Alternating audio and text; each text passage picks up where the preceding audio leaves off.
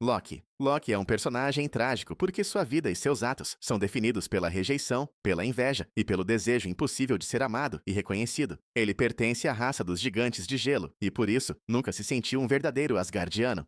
Além disso, Odin jamais o reconheceu como sucessor legítimo ao trono de Asgard. Toda a ambição de Loki nasce do desejo de ser visto e amado, da mesma forma que Thor, já que ele sempre se sente o segundo melhor ao lado do irmão. Essa necessidade de validação o leva a buscar reconhecimento de formas erradas, traindo e enganando Thor diversas vezes. Loki quer o trono de Asgard não por pura maldade, mas por acreditar que só assim Odin o aceitaria como um verdadeiro filho. Seus atos de tentar destruir Jotunheim e conquistar a Terra não vêm de um desejo de destruição, mas de uma tentativa desesperada de provar a Asgard que ele também era forte e digno do trono. Apesar de toda a inveja e de seus erros, Loki ama Thor e é incapaz de matá-lo, mesmo quando tem a chance. Na série Loki, quando o multiverso está ameaçado, ele finalmente encontra sua redenção e o seu glorioso propósito que tanto buscava. Cumpre sua jornada ao conquistar seu verdadeiro trono, não o trono de Asgard, mas o trono que protege tudo e todos como o deus Loki, o deus das histórias, se sacrificando para salvar o multiverso Marvel.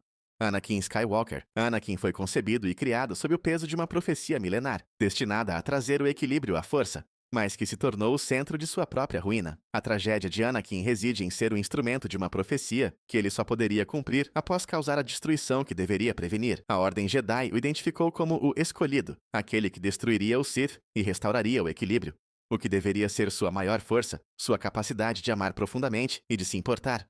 Foi o exato ponto de ruptura que o Imperador Palpatine utilizou para corrompê-lo. A perda traumática de sua mãe, Shmi, e a incapacidade de salvá-la criou em Anakin um medo paralisante de perder sua esposa Padmé. O Imperador Palpatine explorou esse medo, oferecendo o conhecimento proibido para evitar a morte de Padmé. Anakin não se uniu ao Sith por ambição de poder, mas por um ato desesperado de amor egoísta, disposto a sacrificar a galáxia inteira para salvar uma única pessoa. Gravemente ferido em seu confronto contra o seu mestre Obi-Wan, Anakin é salvo por Palpatine e renasce como Darth Vader. Agora ele é mais máquina do que homem. Embora se torne um dos seres mais temidos da galáxia, fragmentos de seu antigo eu ainda resistem sob a armadura e a máscara. É seu filho, Luke Skywalker, que desperta o que restava de humanidade em seu coração. No ato final de sua jornada, Anakin se sacrifica para destruir o Imperador e restaurar o equilíbrio à força, encontrando assim a redenção que o destino sempre lhe prometeu, mas apenas após uma vida marcada pela dor, pela perda e pela escuridão. Peter Parker. A tragédia de Peter Parker é um dos motivos que o tornam tão humano e identificável. Mesmo com poderes incríveis, ele sofre, erra, sente culpa, perde pessoas que ama e carrega a responsabilidade de usar seus dons para evitar que outros sofram como ele sofreu. O heroísmo do Homem-Aranha nasce do sofrimento, do luto e da renúncia de Peter Parker. Peter perde seu emprego na pizzaria, perde o amor de sua vida. Mary Jane precisa pagar o aluguel de sua casa, e seu melhor amigo, Harry, agora o odeia por acreditar que Peter é amigo do Homem-Aranha que matou seu pai, o Duende Verde. Sua vida social se desmorona, e ele ainda carrega o luto pela perda do tio. Tudo o que ele perdeu foi por causa de uma frase e de um propósito. Com grandes poderes, vem grandes responsabilidades. Seus poderes tiraram coisas que ele nem sabia que tinha. Peter chega a sentir que deveria desistir de ser o Homem-Aranha. Ele tinha tudo para se tornar um vilão, mas decidiu ser um herói.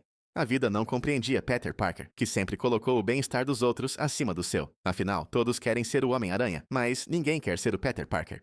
Jinx. Jinx é o caos em forma humana. Impulsiva, instável e movida por um desejo insaciável de destruição. Jinx nasceu como Powder, uma garotinha doce e sensível que vivia nas favelas de Zaun, mas após uma tragédia, onde ela matou sua família e seus amigos, ela nunca mais foi a mesma. Só sobrou sua irmã Vi, que a abandonou. Ela foi adotada por Silco, um chefão do crime de Zaun, que se tornou sua figura paterna. Jinx cresceu, envolta de um amor distorcido, moldado pelo poder e pela vingança. Silco a ensinou a abraçar sua loucura, a transformá-la em força para se vingar das pessoas que a traíram. Mas no fundo, ela continuava sendo uma menina quebrada.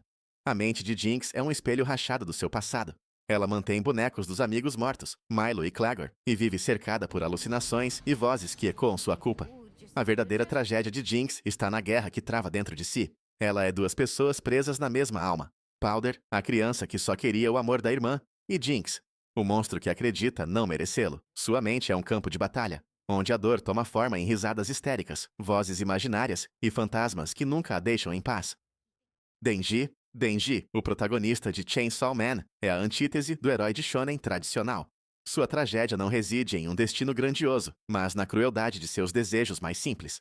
Ele é um garoto que só queria ter uma vida normal, comer pão com geleia e abraçar uma garota, mas foi condenado a alcançar esses objetivos básicos apenas através do sofrimento extremo e da perda de sua humanidade.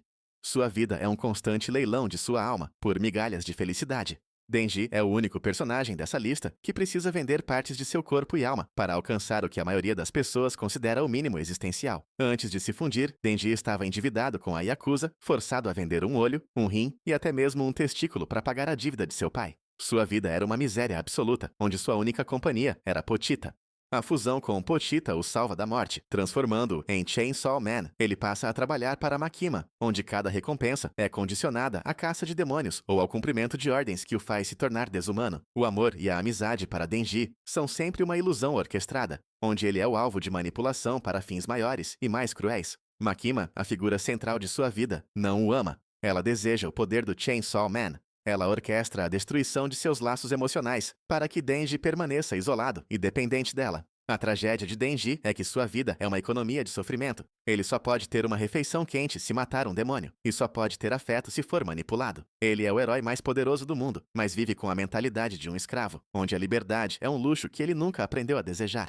Isaac Clarke. Isaac Clarke, de Dead Space, é um homem comum que, movido pelo amor, é arrastado para um ciclo interminável de medo, perda e colapso mental. Ele não é um soldado ou um herói escolhido. É um engenheiro que se voluntaria para uma missão de reparo na USG Ishimura, uma nave cheia de necromorfos, com o objetivo principal de reencontrar sua namorada, Nicole Brennan. Ele é assombrado por visões e mensagens dela, que o guiam e lhe dão esperança. Mas a verdade é que Nicole já estava morta antes mesmo dele chegar. As visões que o ajudaram a sobreviver nessa nave sombria e bizarra eram na verdade alucinações implantadas pelo Marker, um artefato alienígena que manipula a mente. Isaac não sai ileso dos eventos na Ishimura. A exposição ao Marker e o horror indescritível que testemunhou, incluindo a morte de toda a sua tripulação, acabam com sua sanidade mental. Isaac não é resgatado e tratado como herói. A situação é muito pior do que na nave Ishimura.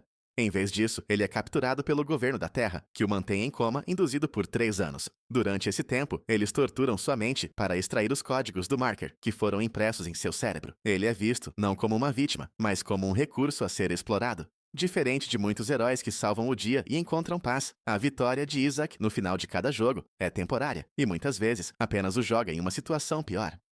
Joel Miller. Joel Miller, o protagonista de The Last of Us, é a personificação da tragédia humana após o colapso da civilização. Sua história não é a de um herói que surge da adversidade, mas a de um pai quebrado que tenta preencher o vazio de uma perda irreparável. O evento que define a vida de Joel e o transforma no homem que ele se torna é a morte de sua filha, Sarah, no início do surto Cordyceps. Essa perda não apenas o traumatiza, mas tira sua identidade como pai, deixando um vazio que ele tenta preencher com violência e isolamento emocional. Nos 20 anos seguintes, Joel se torna um contrabandista implacável, fazendo o que for preciso para sobreviver. Joel morreu emocionalmente junto com Sarah. Ele é um fantasma que perambula pelo apocalipse, e sua brutalidade é apenas uma armadura para proteger o coração que ele acredita ter perdido. Joel é encarregado de contrabandear Ellie, que é imune ao fungo Cordyceps, para os vagalumes. O que começa como um trabalho se transforma em uma relação paternal. Os vagalumes planejavam operar Ellie para criar uma vacina, o que resultaria em sua morte, mas Joel massacra os vagalumes e leva Ellie embora, privando a humanidade da única chance de cura. Ele mente para Ellie sobre o que aconteceu, afirmando que os vagalumes não precisavam dela. Joel Miller é um personagem trágico porque ele troca o destino da humanidade pela sua própria paz de espírito. Ele se recusa a aceitar a perda, transformando-se no maior obstáculo para o fim do apocalipse. Sua tragédia final é que, ao salvar Ellie, ele não apenas a condena a viver em um mundo sem esperança, mas também se condena a viver com a mentira e o peso de seu ato egoísta. Itachi Uchiha. Itachi muda o conceito de vilania e sacrifício. Ele não é um vilão que se redime, mas um herói que se disfarça de vilão, carregando o peso de uma nação e a dor de um sacrifício incompreendido. Sua vida foi uma série de escolhas impossíveis, onde a honra e o dever o forçaram a destruir tudo o que amava. O ato que define a vida de Itachi é o massacre do clã Uchiha. Este não foi um ato de maldade, mas o sacrifício supremo de um jovem prodígio pelo bem maior de sua vila. O clã Uchiha planejava um golpe de estado contra Konoha. Itachi, um pacifista que valorizava a segurança da vila, acima de tudo, foi forçado a escolher entre a guerra civil e a aniquilação de seu próprio clã. Sob as ordens do alto escalão de Konoha, Itachi executou o massacre contra o seu clã, e até mesmo matando seus próprios pais, poupando apenas seu irmão mais novo, Sasuke. Ele assumiu o ódio de Sasuke, garantindo que o irmão tivesse um propósito de vingança e, ao mesmo tempo, protegendo-o de se tornar um alvo. Itachi se junta à organização criminosa, Akatsuki, não como um membro leal, mas como um espião, protegendo Konoha à distância. Apenas em sua morte, Itachi teve sua redenção, ele teve que morrer como um vilão, para que seu irmão pudesse viver e ser visto como um herói por Konoha.